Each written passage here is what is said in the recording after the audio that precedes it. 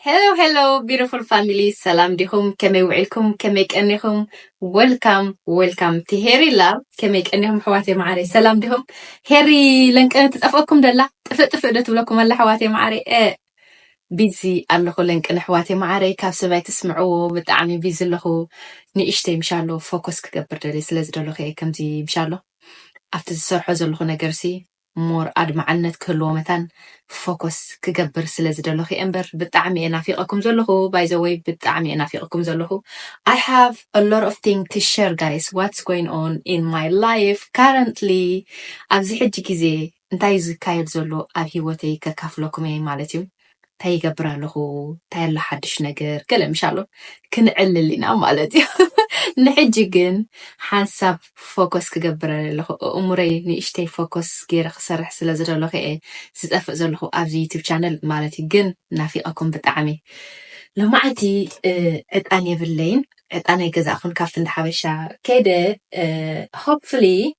صباح أتان جزئي تصبق تبونا كم تقولي جزء لمتي بالست ديو بعنبا ديوز معرقة بونا حيزة لكم كمتي I promise حنباشا ترخيبا ون حنباشا ون حيزة خمتي مالتيو جن it's okay لو ما عندي كابت رح إيدا زخيد green tea حيزة متي له by the way green tea is beautiful for our skin guys قدس كن تصبق خون ندحر دليخن green tea ستيا أنا كو حق زربا ناي green tea سبا يكون in general شحسة تايتا يكون مور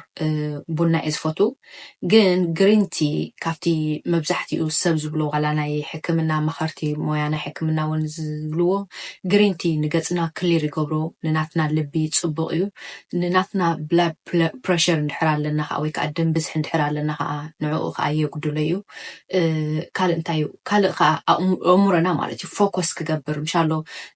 أمورنا زربش ندحر كوين بوزح نجارات أمورنا زمل أوك بوزح نجار فوكس كنجبر زين ندحر كوين نجله جرين تندحر ستينا نتناتنا brain slow down يقبرو مالتي أب حدا نجار فوكس كيرنا عم سرح كزنا يزلوا مالتي سلزي لو معتي جرين تخصتي تاسكي زي أبرا ديسي تحنتي كستاس تبتيخا guys سلزي we gonna drink green tea لو معتي زبالكنا نحواتي علخن green tea بشوكورايت استيو مور بنفيت متان كبكي قليل كناني أنا كو حق زروا أي كألني بزي شوكور زخون نجر كستي جن it's okay شالو نتصبو كابكونا نتعناي كستي مالتي سلام لكم everything is okay is everything good أنا كا حدش نجرات بزح حلو بزح يجي زي كاير زلو في وتي مالتيو بزح نجر ببيزي إيه زلو جن حدا معلتي كل نجر مستسخة خلي كل نجر مستسخة كوفي ليه انت يخد في أن زغني what's the problem what's the issue نابز قلتي قمت زي قبل نزولو نجر ندحريت hold back زي قبل نزولو نجر كعلي لكم يا معلتي حجيجن that's okay لو ما عندي حزيا متأذى له RST انتايا تبل كل جيزي انتايو نجارات ندحر كساقو علنا ندحر كينو ويكا مشالو حد جيزي نجارات بتعمي ندل مالتي بتعمي أب هيوتنا كساقو علنا ندل يوم نجارات اللو حد جيزي سلازي بتعمي حد جيزي تيوم ندل يوم نجارات أب هيوتنا كيموت السوق مسبلو ويكا كيسلت أنا زغون نجار كيسلت أنا سوق مسبله ويسب خون خل سب حجنا أمنت كم تنحنا ندليو كم تنحنا أب هيوتنا نزب سبعة زيهم فقر هوهم من أبنت ويكا كم تنحنا مور نفوتهم نزم سبعة زيهم تم سبعة نحنا نفوتهم زلنا جر مشالو كم تنحنا ندليهم زي كون اليوم حد يجي مالت حجي بريشر يسمعنا بتعمي السمع تاوي عن خون مخنياتو زم سبعة زيهم كم تنحنا نبوم زلنا فقري سلا زي هو بنا مالتو ويكا كم تنحنا نبوم زلنا attention سلا زي هو بنا مالت كل جزء نحنا طرح وهابت نخون يدخمنا قلبك أنا السوق قال لك كم قبروا لنا أبي وتنا نتصب مالتي كوين جن زم سبعة زيهم جن زي كم وخون يخلي مالتي حجي نحنا نهب رح نحر كوينا يدخمنا يشلشونا نزم سبعة زيهم بك أكيد لنا رح قلنا خينا بلون كأبد عمل نفكهم نفطرهم كوينا مالتي حجي بزعوا أنا أبنتي بزعوا السبعة زم تجر لهم بر ولا قبل لا يفندلي نجارات ولا سرح خون خلي ما أنا أبنت مالتي حجي أنا أبنت ሓደ ጊዜ ንፈትዎ ስራሕ ይሃሉ ንኣብነት ንበሎ ማለት እዩ ነዚ ንፈትዎ ስራሕ ኣቺቭ ንክንገብር ብዙሕ ነገር ንፅዕር ስራሕ ኣፕላይ ጌርና ብዙሕ ሪጀክት ይበሃል ዝተቐባልነት ዘይንረክብ ገለ ክኸውን ይኽእል ኢን ጀነራል ማለት ኣብ ላይፍ ንደልዮ ነገረሲ ሓደ ጊዜ ከምቲ ንሕና ንደልዮ ነገራት ኣይሳለጡልናን እዮም ብሓፂሩ ማለት እዩ ሕጂ ንሕና እንታይ ንኸውን ፓኒሽ ንኸውን ብጣዕሚ ፓኒክ ንኸውን ብጣዕሚ በቃ ዓቕልና ነፅብ በቃ ንዓይ በቃ እዚ ነገር ዝሕዘለኒ ኢልና ብጣዕሚ ንፅዕር ማለት እዩ እዚ ሕጂ ካብ ናተይ ዝሓለፈ ናተይ ላይፍ ኤክስፔሪንስ እዩ ማለት እዩ ኣነ ግን ብፍላይ ማለት እዩ እዚኣ ዝሓለፈት ወርሒ ዝተምሃርክዎ ነገር እንድሕር ኣለኹ ነግረክን ኣሕዋተይ ማዕረይ ክነግረኩም ኩላትኩም ወድኹም ቃልኩም ሓደ ጊዜ እቶም ነገራት ንዓና ዘይክኾኑ ይኽእሉ እዮም ማለት እዩ እግዚኣብሄር ሓደ ጊዜ ፕሮቴክት ይገብረና እዩ ማለት እዩ ሓደ ጊዜ እንድሕር ንሕና ንፅዕር ኣለና ንዝኾነ ነገር ንኣባና ክነምፅኦ ንፅዕር ኣለና እንድሕር እቲ ነገር ከዓ ኣብና ኮይኑ ስቶፕ ክንገብር ዘለና ማለት እዩ ምክንያቱ እግዚኣብሄር ምናልባት እዚ ነገር እዚ ንሕና ብዓይንና ስለዘይንሪኦ ዘለና እምበር እግዚኣብሄር ግን ሓሊፉ ነዚ ነገራት እዚ ስለዝርኢ ዘሎ ምናልባት እዞም ሰባት ወይ ዝስራሕ እዚ ድዩ ዋላ ዝኾነ ነገር ኣብ ሂወትና ንፅዕረሉ ነገር ንዓና ዘይክኾነ ይኽእል እዩ ማለት እዩ ኩሉ ንሕና ንምነዮ ኩሉ ነገር ንሕና ንብህጎ ኣብ ሂወት ንዓና ዝጠቕመና ማለት ኣይኮነን እዚ ከዓ ኣምላኽ ይዓግተና ሓደ ጊዜ ማለት እዩ ኦኬ ሕጂ ንኣብነት እዚ ንእሽተይ ቆልዓ ኣለና ህፃን ገለ ንበሎ ሓቀይ እዚ ህፃን ቆልዓ ሕጂ ብጣዕሚ ስዊት ይፈቱ ማለት እዩ ሽኮር ዘለዎ ነገር ይፈቱ ሌካ ይፈቱ ካራሜለ ይፈቱ ገለ ማለት እዩ እዚ ቆልዓ ሕጂ ዝሪኦ ዘሎ እቲ ሽኮር እዩ ማለት እዩ እቲ በሊዕዎ ኢንጆይ ዝገብሮ ዘሎ ሽኮር እዩ ደስ ዝብሎ ማለት እዩ ሓቀይ እቲ ነቲ ሽኮር ምስ በልዖ ወይ ከዓ ነቲ ብዙሕ ስዊት ነገር ምስ በልዖ ዘምፀሉ ሳዕቤን ኣይፈልጥን እዩ ምክንያቱ ቆልዓ ስለ ዝኾነ ማለት እዩ ንሕና ከዓ ልክዕ ከምኡ ኢና ማለት እዩ ሓደ ጊዜ በቃ ከምቲ ቆልዓ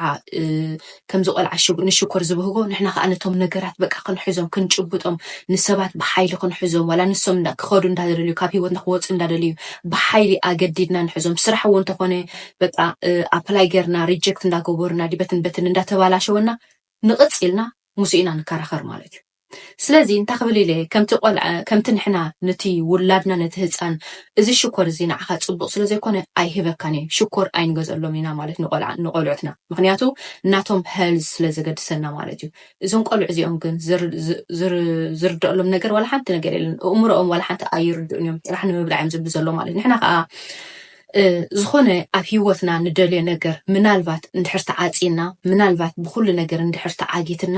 ፓኒክ ክንገብር የብልና ናብ ኣምላኽ ክንፅሊ ኣለና እግዚኣብሄር ምናልባት እዚ ነገር እዚ ንዓና ዘይክኸውን ይኽእል እዩ ምናልባት እዞም ሰባት እዚኦም ንኣብነት ብሪሌሽንሽፕ እንድሕር ኮይኑ ንሓንቲ ጓል ወይ ንሓደ ወዲ እንድሕር ምዃን ኣብካ ወይ ምዃን እንድሕር ኣብኪ ፓኒክ ክንገብር የብልና ምናልባት እግዚኣብሄር ሲ ሓሊፉ ዝረኣዮ ነገር ኣሎ ማለት እዩ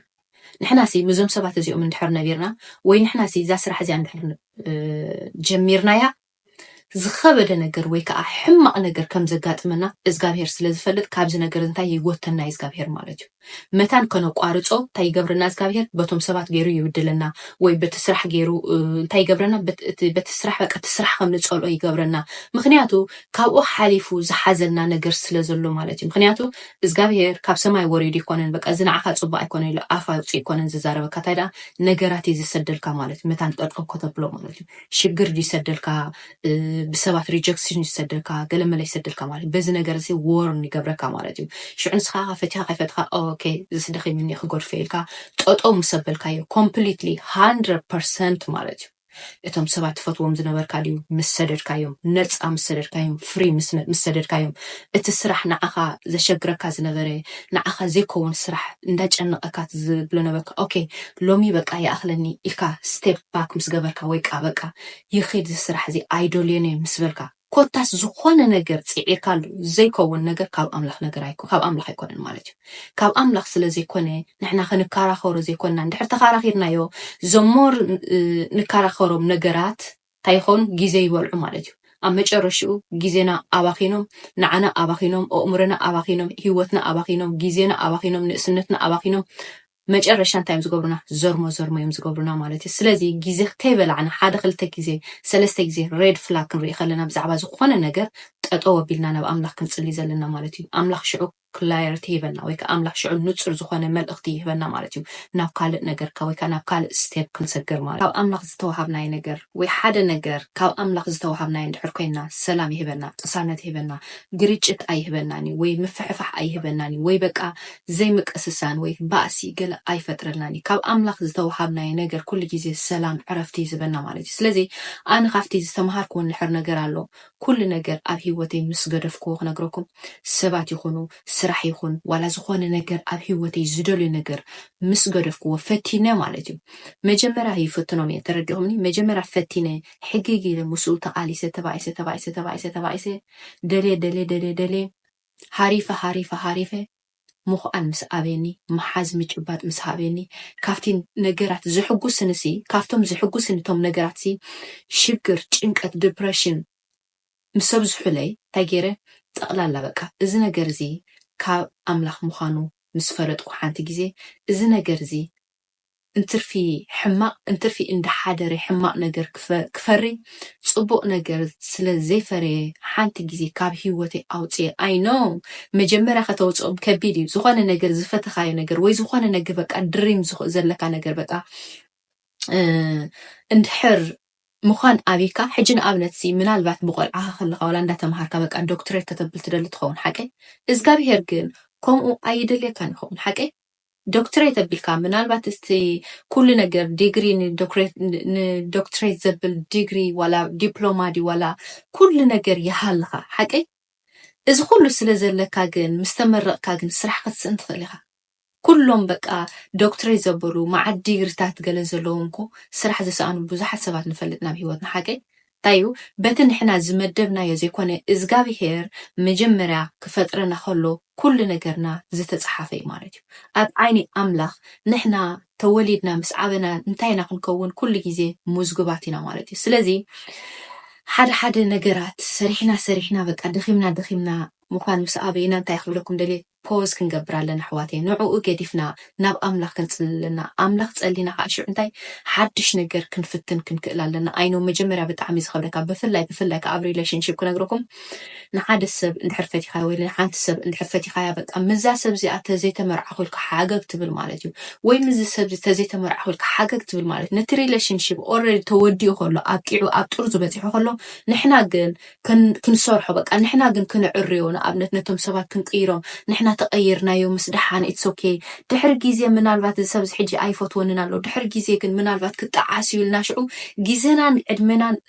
ነባኽን ሰባት ኣለና ማለት እዩ ስቂልና ኣብ ዘይኮነልና ብተስፋ ጥራሕ ቶም ሰባት ኣይንኾነክን ኢና ንዓኸን ኢሎም ብኣክሽን ናቶም ብዘረቦም መልሓሶም ዘይኮነሲ ብተግባር ንዓና ከም ዘይኮኑ እንዳፈለጥና ከለና ሕጊግ ንብል ሰባት ኣለና ማለት እዩ ኦኬ በቃ ንሕጂ እምበር ንእስነት ስለ ዘለዋ ወይ ንእስነት ስለ ዘለዎ እምበር ክቅይር ኢልና እዞም ሰባት እዚኦም ዘይናቶም ክስታይ ንህቦም ማለት ወይ ከዓ ኤክስኩዝ ነብዝሓሎም ንሕና ማለት እዩ ሰብ እንዳነገረና ከሎ ኦኬ እዚ ሰብ ዝስናዓኸ ኣይከውንን እዩ እዚ ሰብ እዚ ምሳኸ ዝኸይድ ኣይኮነን ወይ ዛ ሰብ እዚኣ ምሳኻ ትኸይድ ኣይኮነትን ንሓዳር ኣይትኾነካን እንዳበለና ከሎ ሰብ ንሰባት ረጊፅና ኩሉ ሓደ ግዜ እቲ ናይ ሰባት ሕማቅ ሰባት እዮም ዝርእይዎ ኣብ ፍቅሪ እንድሕር ኣለና ኮይና ናይ ሰባት ሕማቅ ናይቶም መፍቅሮም ዘለና ሰባት ሕማቅ ኣይረኣየናኒ ዕውራት ኢና ንቅየር ዘፍቀረ ዕውራት ኢና ንቅየር ማለት ድሓር መዓሲ ክርድአና መሲልኩም በቃ ዕድመ ምስ ሓለፈ በቃ ምስ ኣረግና ወይ ኩሉ ነገር በቃ ኣብ መጨረሻ መዘጥ ዋላ ሓንቲ ኣማራፂ ክሳብ ዝንስእል ምስኮና ሽዑ እዩ ዝርድአና ማለት እዩ ኣነስ ንሰብ ባተ ዝሰምዕ ነይረ ኣነስ ንሕዋተይ ንቤተሰበይ ንኩሎም ባተ ዝሰምዑ ነይረ ካብ ምዘብስ ኣብ ውላድ ኣብ ገለገለ ምስ በፅሕካ ሽዑ እዩ ዝርድአካ ማለት እዩ ስለዚ እንታይ ክብል ኢለ ሓደ ግዜ ነቶም ነገራት ዋላ ሰብ እውን ኣድቫይስ ክበና ከሉ ክንሰምዕ ክንክእል ኣለና ማለት ሰብ ንኣብነት ሕጂ ብዛዕባ እቶም ሰባት ምሳና ዘለዉ ኣድቫይስ ዝኾነ ነገር እዚ ሰብ እዚ ኣብ ከምዚ ቦታ ሪእዮ ምሳኺ ዝኸይድ ሰብ ኣይኮነ እንድሕር ኢልና ኦፕን ማይንድድ ዝኾነ ወይ ከዓ ፖዚቲቭ ዝኾነ ማይንድ ክህልወና ኣለዎ ነቲ ሰብ ዝብለና ዘሎ ኮመንት ኣክንድብኡ ከሎ በቃ ቀኒ ሓሳድ ኢልና ኣይኮኣልና ስታይ ንገብሮ ማለት ሓደ ግዜ ሰባት ካብ ሕስድና ዘይኮነ ዋላ ብቁኑዕ ልቡ እውን እቲ ኣብ ሰባት ዝረኣይዎ ነገር يزاروا خا كل سبا يكون كل سبا بهيوتنا نفلطو زحسدنا مالت يكون حدا سبات ولا بطعمي بقى انا زغدوس سبات الله مالتي احما كاين ود بطعمي زغدوسنا سبات الله مالتي ببيتسبنا دعرختنا بزي قدس مالي كل سبا يكون انا بهيوت نفلطو زحسدنا ስለዚህ ሰብ ብዛዕባ ዝኾነ ነገር ኮሜንት ወይ ካብ ብዛዕባ ዝኾነ ነገር ኣድቫይስ ክበና ከሎ ክንሰምዕ ክንክእል ኣለና ሽዕን ሽዑ ካብናቶም ኣድቫይስ ሰሚዕና ዘይኮንና ክንውስን ዘለና ምሻሎ observe ክንገብር ኣለና በቃ እዚ ከም ዝብሎ ዘሎ ሓቂ ድዩ ኢልናስ ክንፈታትሽ ክንክእል ኣለና ከለና ብዕውር ዓይንና ጥራሕ ክሳይ ክንገብሮ የብልና ንኽብለኩም ኢለ ስለዚ እቲ ቀንዲ ሓሳበይ ዘረባኸ የብዛሕኩ ሎማዓንቲ እንታይ ክብለኩም ኢለ ንዓና ዘይኮነ ነገር ንዓና ኣይከውንን እዩ ካብ ኣምላኽ ዘይኮነ ነገር ንዓና ኣይከውንን እዩ ታንገብር ኣለና ጠጠው ከነብሎ ክንክእል ኣለና 3-4 ግዜ እንድሕር ዘይሰሪሕና ጠጠው ኣቢልና ናብ ኣምላኽ ጸሊና ካልእ መገዲ ክንፍትሽ ኣለና እዛ መገዲ እዚኣ ናይ የማን እንድሕር ምዃን ኣብያትና ጠጠው ኣቢልና ንጸጋሚና ክንከይድ ዘለና ኖት በቃ ኣፍቲ ኣምስ በጽሓ ወስደሓን በቃ ነገራት ክቕየሩ በቃ إلنا نحرص إلنا خينا جن أمج الرشة شاف مسبتحنا مملسي أين ركبنينا مالتي سلدي كم أخذ لكم إلي حواتي معري بتعمي بقى مشالو أب أنا خاب لبي كاب ناتي لبي كاوشت إذا ما أخركم زلخ مغنياتو أب هيوتي بتعمي زي السرح نجر سلزوقنا كل نجر كنقركم سبات اليوم أب هيوتي السرح دي كله بقى مسكو دفكو شالا مسرع أخوه بقى كابو أمورين مسوت أخوه نجارات شيء حدش opportunity دي وحدش نجاري بقى أنا عايزة أصلا نلقى بقى أنا عايز خوني نجارات كم هتصني جميرون مالتي حجي إذا تردي أنا حجي مالتي إذا تردي حجي نعمل بزعبة السرح خج إن أريخهم ونيخهم ناج أنت جنو قصر حسر نوركو قال بس ولا بالسبعة relationship دي قال توم بقى أنا عايز يكون نجارات سبعة chase مقبار مسوق أرجكو أملاخ شعو اتناتي بوتا اتناتي لبي نرصا مسكونا كا كل نجر حدش نجر أبي وتك تفتر جمير مالك بلك أن عايز خون السبات كبني جمير بلك أنا زفوت وسرح كبني جمير مالك سلازي كل جزء كم ذكرنا أين حازن نجارات فتح لنا observe كنقبر لنا مالتيو نجارات كنري انتاي لو أبقوننا انتاي خونزلو إلنا كنريو كنكلا لنا حواتي معاري thank you so much for listening إذي أتمثل ناتي advice مخنياتو أنا بتعمي أكم زنوركو situation بتعمي كم زيلو زمعدني ويك أكم زيلو مشالو بفلاي كأسبات كم عدو خاخلو كامناتهم experience كم عدو خاخلو وكامناتهم experience كم خاخلو بتعميز بلد أمارات مخنياتو زوم سبات زيهم كمي فيل كان تخبر يفولت يوم مالتي من البات حجي أبزي تريين زلهم كم زعينة سمعت ستاك سخونة سمعت بقى نقرات مخان نحرز أبيكم الله يبلكم الله مجمرة تسألينا أملاخ شعو من البات تي سق زبلن حد جزء إزجابير كنت تسألي بك أنا جرب زعبان نجر حد نجر تسألينا مخان مسأبينا إزجابير سق يزبلنا ريفيرنا شلتشينا بك أخسام لغرفو سق يزبلنا أمج الرشا ريفيرنا بك أتسقينا بخينا مسقرفنا يشعو حدش نجر بك أتنسوز حسبنا زوت أنا نشعو نافيوتنا يمتصو مالتي سلازي إذا أتمثلنا تي advice لو معانتي thank you so much for watching صباحي رح أفتهم بحدش تحسوا قصات ملسكم بسلام باي باي